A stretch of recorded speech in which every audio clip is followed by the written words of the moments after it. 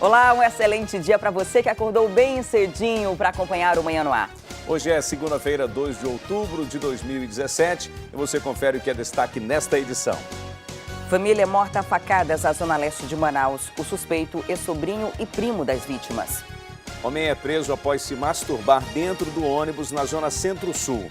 A vítima, que se sentiu constrangida e assustada, começou a gritar. Então todos os passageiros viram um alarde e tentaram chamar a polícia. Piratas são presos em Manacapuru e colocados na lama pela população. E ainda, hoje é dia da diplomação do governador eleito Amazonino Mendes. Outubro já começou e com ele as campanhas de prevenção do câncer de mama, o câncer que mais mata mulheres no país. A gente mostra ainda como foi o torneio de pesca que movimentou as águas do Rio Negro no fim de semana. 70 equipes, cada uma com 3 competidores, deixaram a orla e avançaram pelo Rio Negro. Isso e muito mais a partir de agora. Manhã no Ar, o seu dia começa aqui.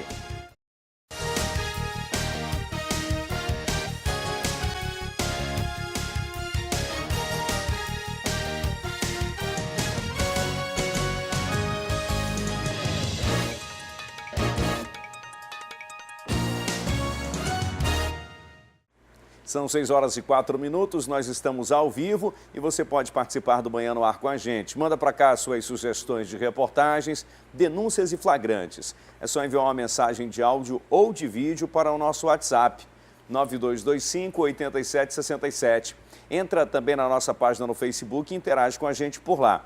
Nós também estamos ao vivo pelo aplicativo A Crítica Play. E 4 homens foram presos no bairro Santo Agostinho com armas de uso exclusivo das Forças Armadas e drogas. Entre eles estavam foragidos da justiça.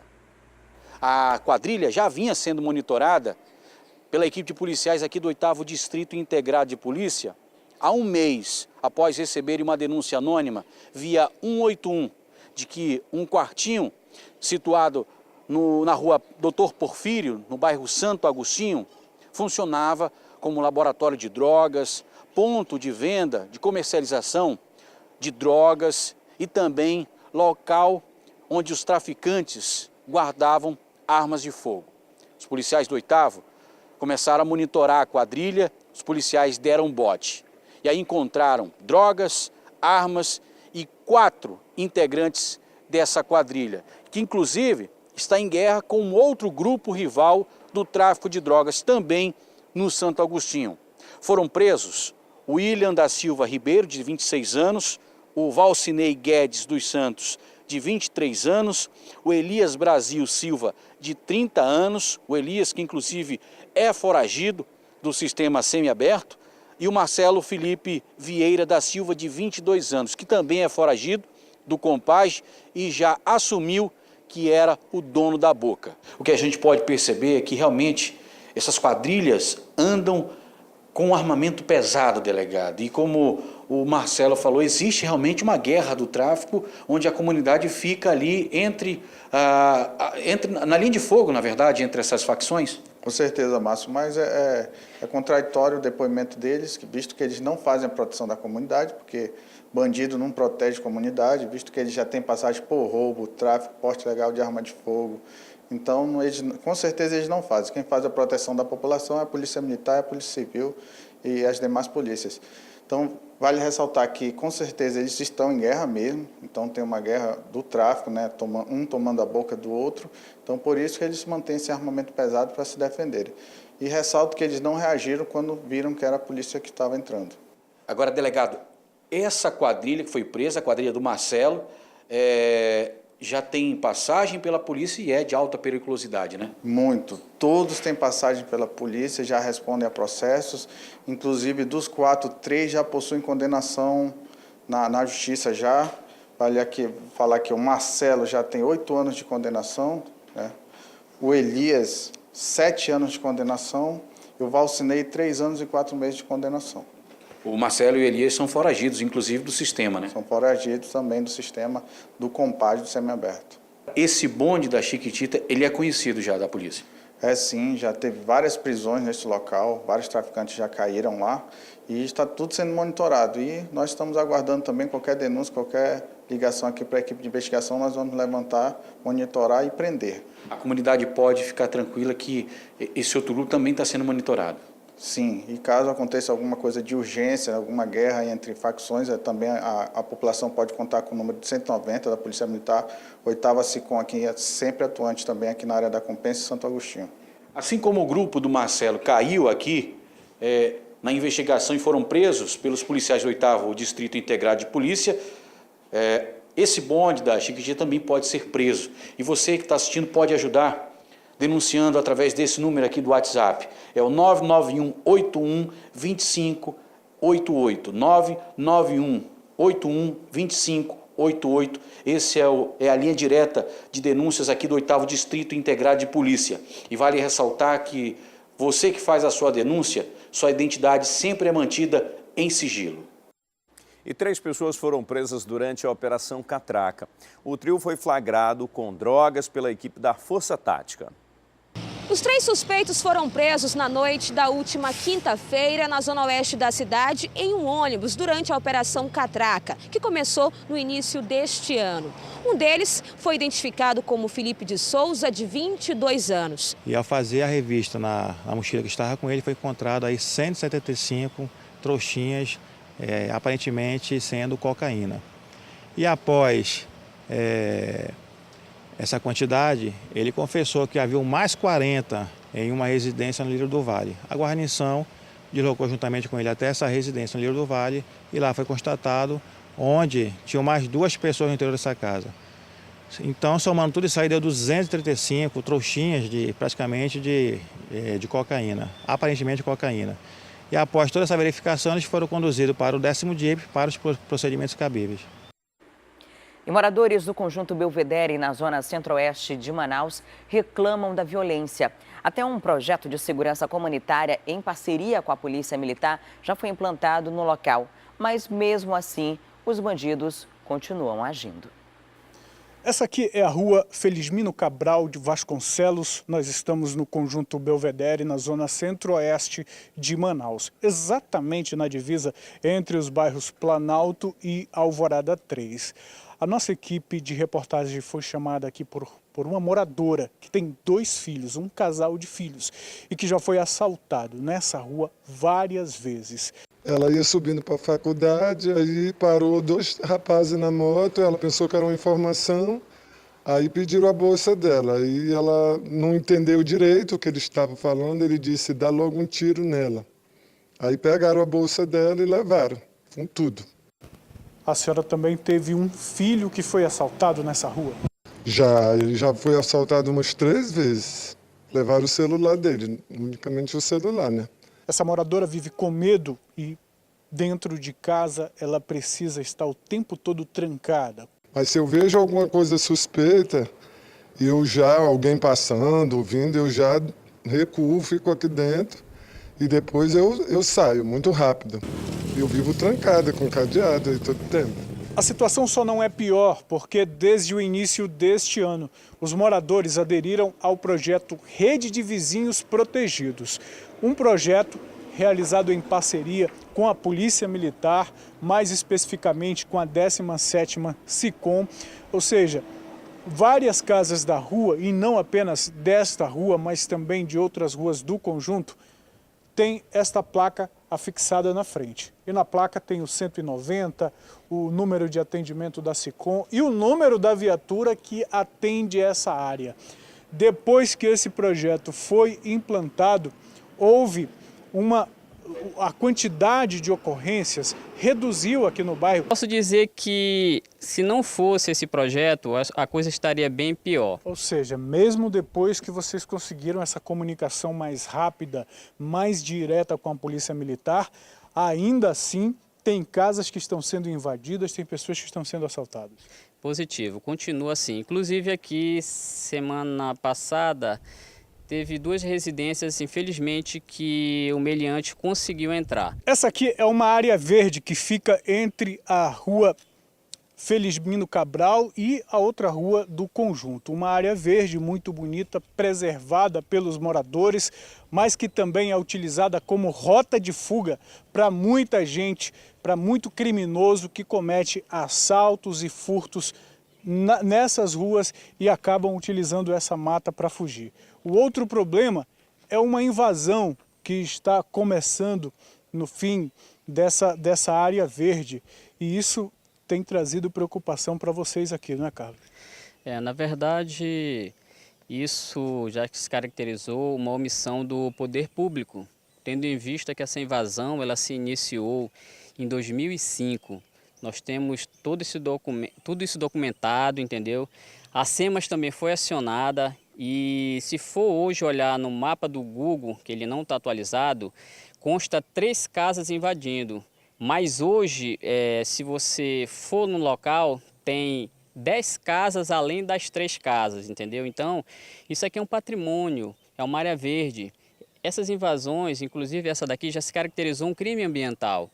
Só que, infelizmente, o poder público faz vista grossa para esse tipo de coisa. E um morador do bairro Novo Aleixo entrou em contato com a nossa produção para denunciar uma tentativa de assalto à sua residência.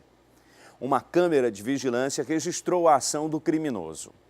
Essa já é a segunda vez que esta casa, aqui na rua Lírio Roxo, no bairro Novo Aleixo, na zona leste de Manaus, já foi alvo da ação desses bandidos. A primeira tentativa de arrombamento ocorreu há pelo menos 2 meses. E o suspeito, que você acompanha agora aí nas imagens, ele usa a seguinte estratégia. Ele se passa por entregador de remédios.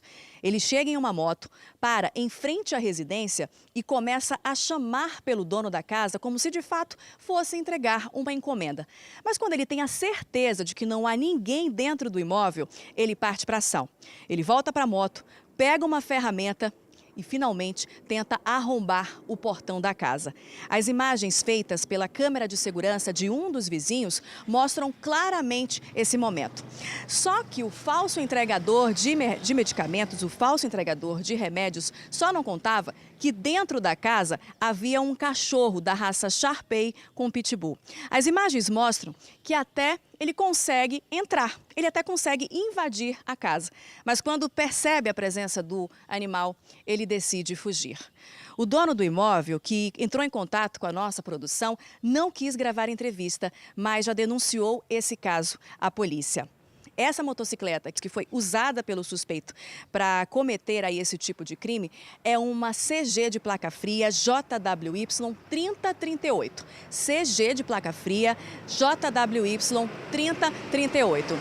O dono da casa, como a gente pode perceber, até já está tentando aqui reforçar a segurança. Ele passou aqui uma corrente, fechou com um cadeado para tentar inibir aí a ação desses criminosos e a ação desse suspeito aí que a gente está acompanhando agora aqui na reportagem. Essas ações de bandidos, esses assaltos aqui na região do bairro Novo Aleixo, elas têm sido tão comuns que os moradores, temendo represálias de bandidos, preferem não gravar entrevista. E um vendedor ambulante foi preso em flagrante após se masturbar dentro de um ônibus e encostar o órgão genital em uma passageira de 25 anos. A prisão ocorreu após a vítima perceber o fato e gritar. O crime aconteceu dentro do ônibus da linha 678.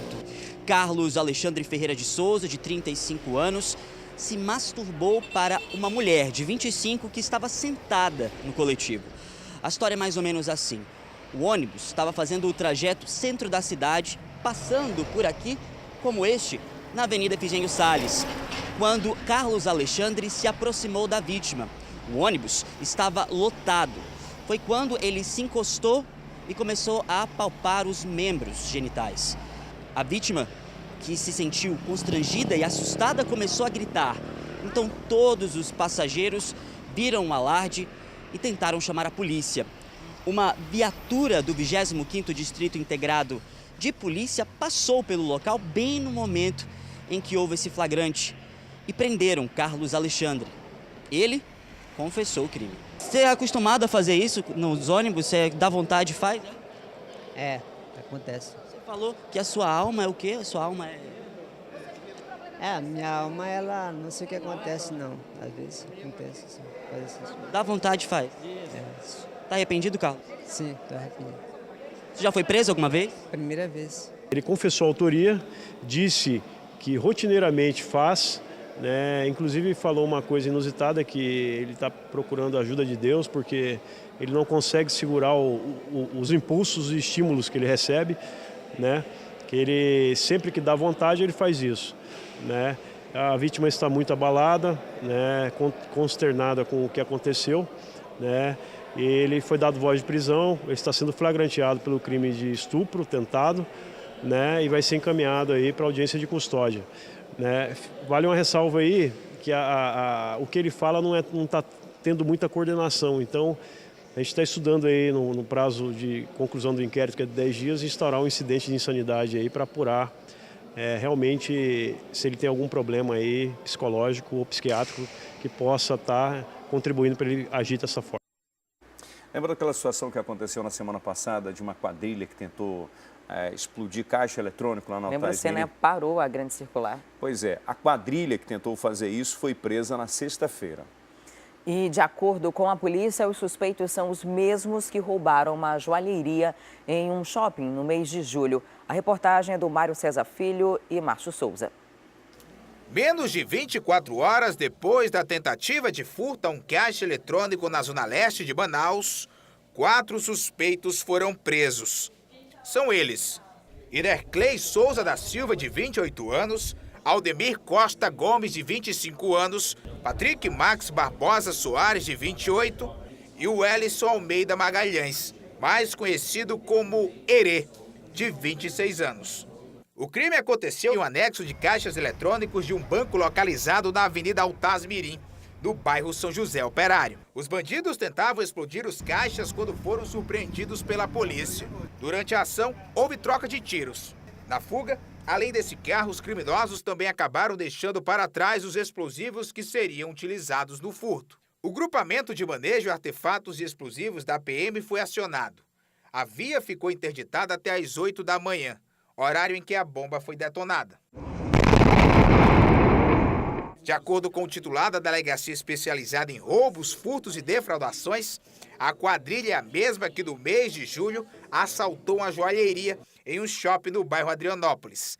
Na ocasião, os suspeitos levaram quase R$1 milhão em joias. Gostaria de frisar que o Iderclei é o responsável por essa organização criminosa, o responsável por planejar o roubo ocorrido no shopping Manauara, o responsável por planejar o roubo, o furto tentado, onde eles usaram explosivos, né, no intuito de explodir os caixas eletrônicos, usavam munições, armamentos de grosso calibre, e também é responsável por homicídios na cidade. Então a gente pode perceber que é um indivíduo de alta periculosidade, onde tinha um contato com o presídio e fazia toda essa trama, esse planejamento dos grandes roubos e homicídios ocorridos fora na capital. O Aldemir era responsável por dirigir o veículo, o táxi. Qual era a função do Aldemir, primeiramente? Ele ia antes no local do fato, levava os integrantes da quadrilha, da organização no caso, e pegava no momento da fuga, para deixar nos locais em que eles mencionassem. O Ellison e o Patrick eram responsáveis por outros roubos também na capital e por homicídio, né, a mando do Iderclei. Ao todo, 20 policiais civis participaram da operação. Os primeiros suspeitos foram presos por volta das 11 da manhã. E justamente o líder da quadrilha, Iderclei. Com ele também estava o taxista Aldemir. Eles estavam em via pública no conjunto Parque das Nações, zona centro-sul da capital, quando foram surpreendidos pela polícia. Uma hora depois, foi a vez do Herê, que estava em casa no Beco Boa Sorte, no Tancredo Neves, na Zona Leste. Depois da prisão de Herê, em frente à casa dele, os policiais descobriram o imóvel que foi alugado justamente para servir como ponto de apoio para a organização criminosa. E dentro foi encontrado um verdadeiro arsenal de guerra. Uma espingarda calibre 12, esse fuzil de uso restrito da polícia, pistola, munições, coletes balísticos, rádios comunicadores e esses escudos feitos de chapas de aço à prova de balas, usados pelos criminosos no confronto com a polícia. Na sequência, a polícia chegou até Patrick, que estava em casa, a poucos quilômetros do local da tentativa do furto. Uma quinta suspeita também foi presa do Tancredo Neves, Leonara Evelyn Rodrigues Oliveira, de 18 anos. A Leonara é esposa de um dos integrantes, que também faz parte dessa organização. E qual era a função da Leonara? Guardar droga e vender droga juntamente com o marido. Além de receptar, de guardar veículos roubados, veículos esses que eram usados durante os roubos. Uma moto que tinha restrição de furto e adulterada, que também foi usada em outros roubos. A polícia ainda procura por outros suspeitos e pede a ajuda da população. A gente conta com a colaboração daquelas pessoas que sabem do paradeiro do restante dessa organização criminosa que praticou a tentativa de furto no Bradesco, na Altasmirim, na madrugada do dia 29, e também do roubo no Manauaras, o restante da organização que falta ser presa. Caso saibam que entre em contato com o Disque Denúncia, que nós vamos manter em sigilo, que é no 9148-5290. 9148-5290. E se confirmou aí a suspeita da polícia de que os bandidos estariam usando armas de grosso calibre e armas longas. E é impressionante nesse confronto aí com a polícia, de que o bandido está com fuzil, está com espingarda, está com pistola, está com colete balístico, está com dinamite, está com granada, um poder de fogo muito grande, e nem sempre a nossa polícia está preparada para isso. Nem sempre a nossa polícia está, por exemplo, com fuzil. Inclusive, recentemente, que a Secretaria de Segurança Pública, em parceria com o Exército, começou a receber essas metralhadoras para poder combater o crime, só que nos rios, não aqui na capital. E tem outra coisa que chama a atenção, Adriane Diniz, é a ligação do sistema prisional com essas ações que acontecem aqui fora e a audácia dos criminosos de fazer um negócio desse ali na Avenida Grande Circular, enquanto havia movimentação, havia festa. E é uma operação orquestrada, toda direcionada de dentro das unidades prisionais.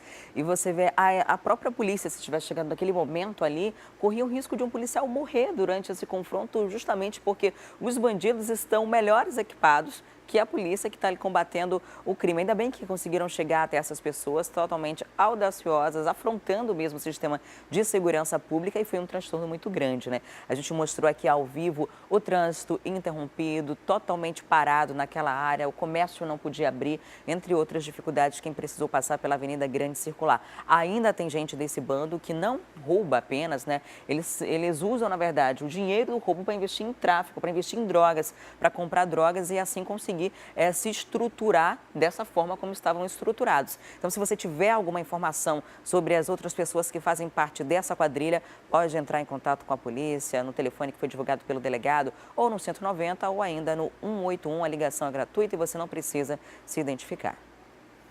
E durante a Operação Capital Segura 5, realizada pela Secretaria de Segurança, 68 pessoas foram presas e 9 adolescentes apreendidos.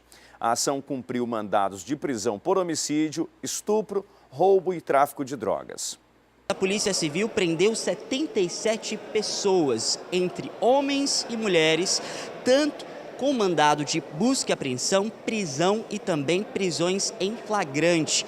Desses 77, 9 são adolescentes. A maioria dos crimes que eles cometeram foi de tráfico de drogas, associação para o tráfico, roubo, furto e até estupro. Pois é, 68 pessoas presas, entre elas 27 prisões em flagrante. O restante foi mandado de prisão. Todos eles que estão aqui no salão da DG já vão descer direto para o centro de detenção provisório, masculino ou feminino. Os outros casos em flagrante estão sendo feitos aqui, na mesa que os policiais estão realizando uma força-tarefa da Força de Segurança, tanto da Polícia Militar, Polícia Civil e, claro, SSP, que coordena tudo isso. De acordo com o secretário de Segurança, essa é mais uma forma de tentar controlar a situação dos crimes que acontecem na nossa cidade. A Polícia Civil está fazendo o seu trabalho repressivo, tirando das ruas aquelas pessoas que têm cometido os crimes de natureza mais grave. Então é meta da Secretaria de Segurança, da Polícia Civil do Estado do Amazonas, fazer essa repressão qualificada, levando para o presídio onde essas pessoas têm que estar.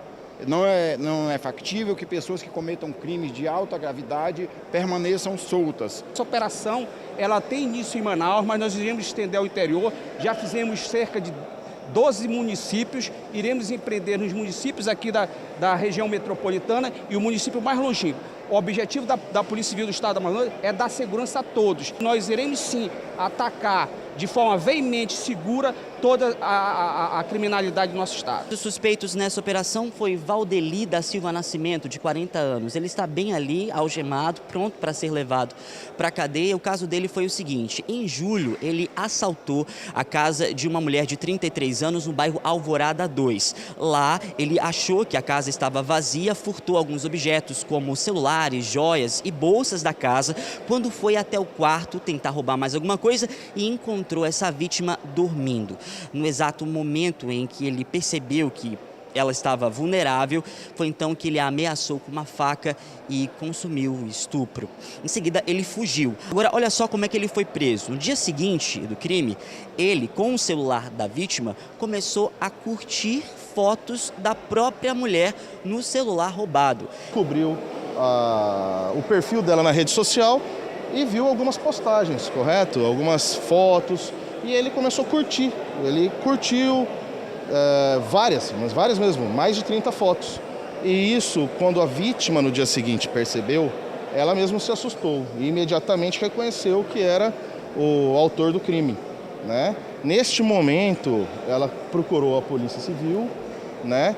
E foi dado início ao procedimento de investigativo e de identificação do Valdeli Nascimento, o qual foi corretamente identificado, foi solicitado representada pela prisão preventiva, a qual foi decretada pelo juízo e foi cumprida. Agradecer aqui a participação, inclusive, da própria população, que alguns mandatos desses tiveram origem de suma importância no depoimento e denúncia da própria população.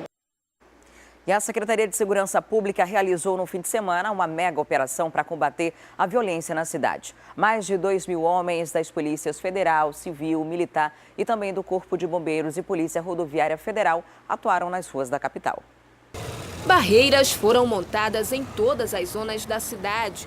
Policiais militares, civis, da Polícia Federal e de outros órgãos ligados à segurança pública saíram às ruas numa ação conjunta para combater a violência urbana. Nós readequamos a Operação Catraca, que a Polícia Militar já fazia, junto com as operações que a Polícia Civil e a Secretaria de Segurança também faziam. Sincronizamos essa operação para que não ficasse um hiato entre elas e aí nós passamos a ter resultado. A operação, batizada de Proximidade Esforço Máximo, também contou com a participação do Corpo de Bombeiros. O bombeiro faz parte do sistema de segurança, se insere na operação no que tange a fiscalização, a análise dos preventivos dos bares e afins. O foco da operação foram as zonas norte e leste. Nesta blitz, montada na Avenida Noel Núteus, vários veículos foram apreendidos e pessoas revistadas. Cenas como essas se repetiram ao longo do sábado e do domingo.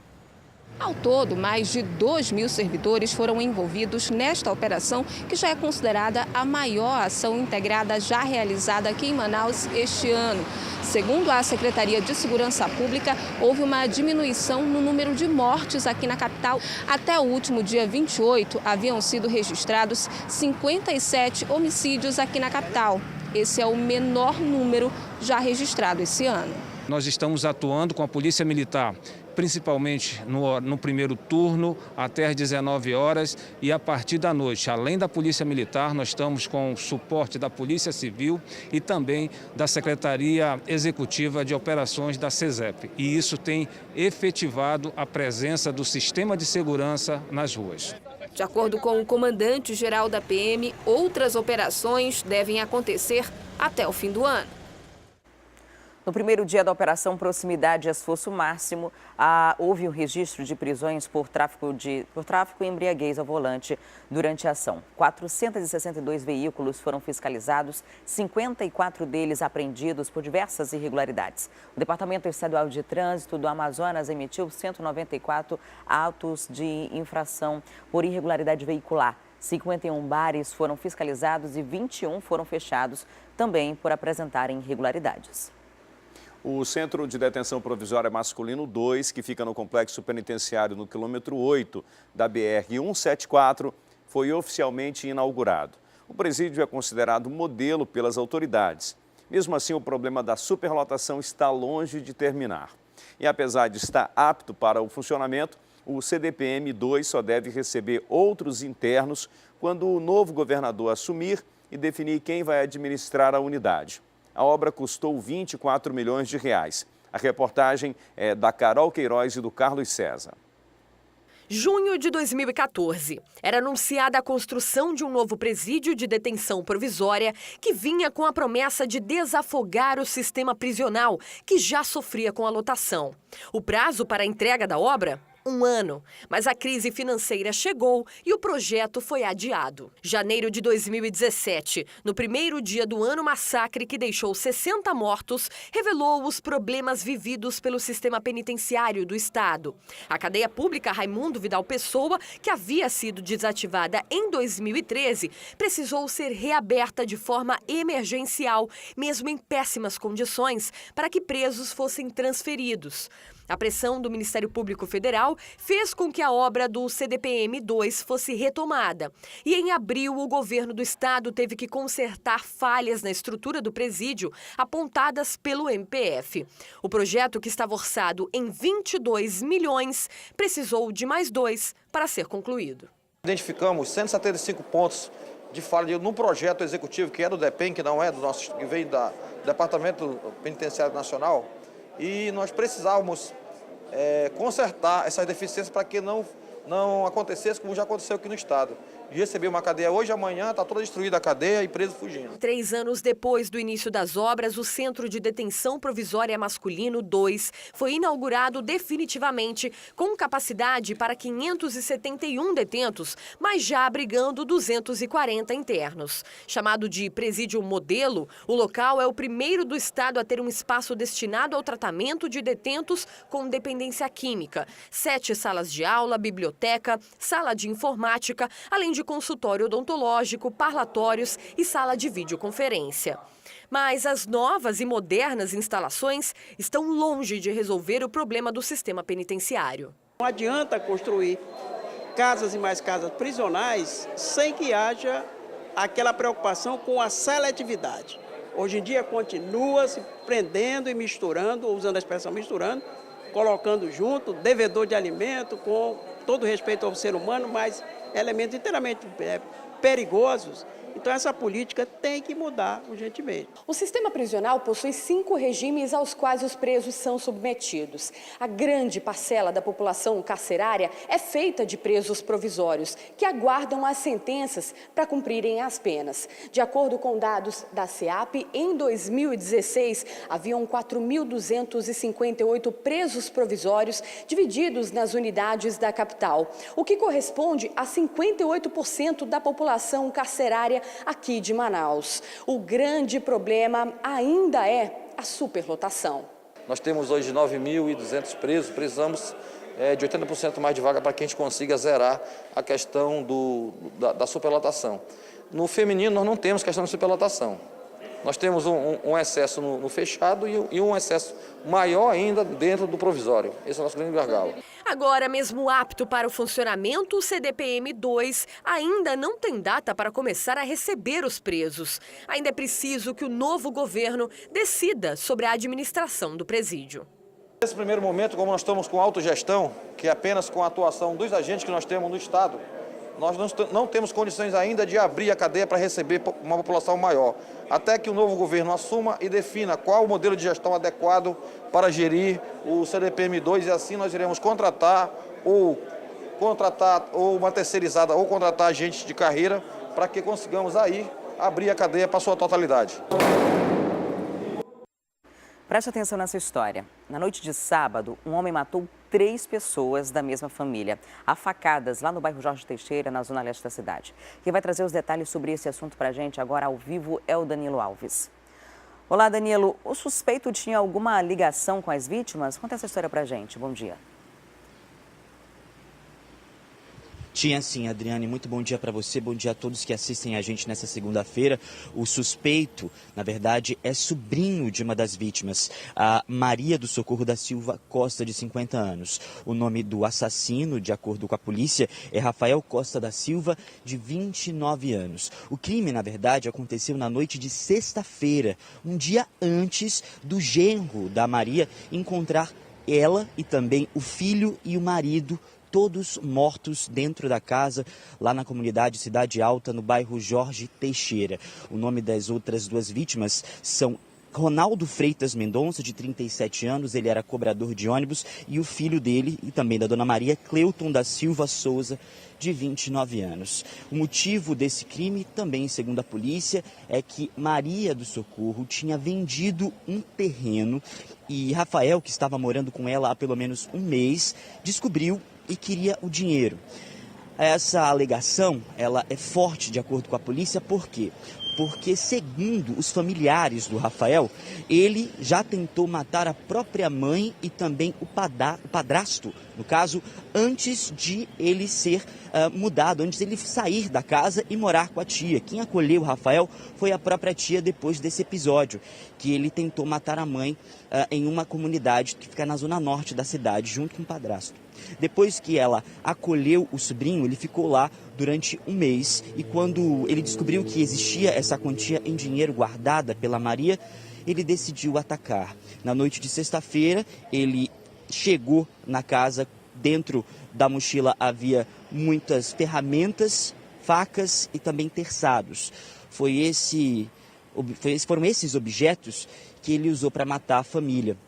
Depois disso, os moradores lá da comunidade Cidade Alta viram o Rafael sair da casa com a mochila nas costas, algumas roupas, e depois nunca mais foi visto. Mas, graças ao trabalho de investigação e também de denúncia da população, a Polícia Militar, a 19ª Companhia Interativa Comunitária, conseguiu encontrar o Rafael na manhã do domingo, lá no Porto do São Raimundo, prestes a fugir.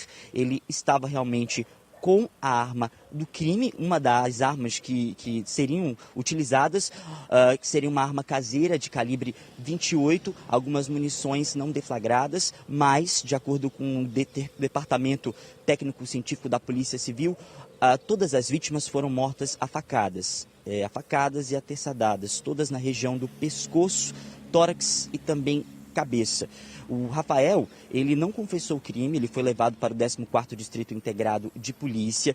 Lá toda a família ficou revoltada, chegou na delegacia, a mãe conversou com várias pessoas que estavam lá, inclusive a imprensa, dizendo realmente que o filho tinha tentado matá-la há alguns meses atrás. Depois disso, a tia acabou acolhendo. Ela disse em depoimento lá para as pessoas da imprensa que pediu para que a irmã, no caso, a tia do Rafael, não a acolhesse.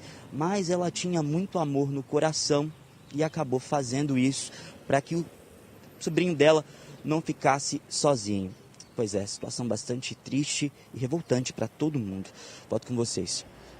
Obrigada, Danilo, pelas informações. Realmente é um caso que impressiona muito, né? Uma tragédia familiar e, de acordo com as investigações iniciais, motivada por questões financeiras, um motivo totalmente banal.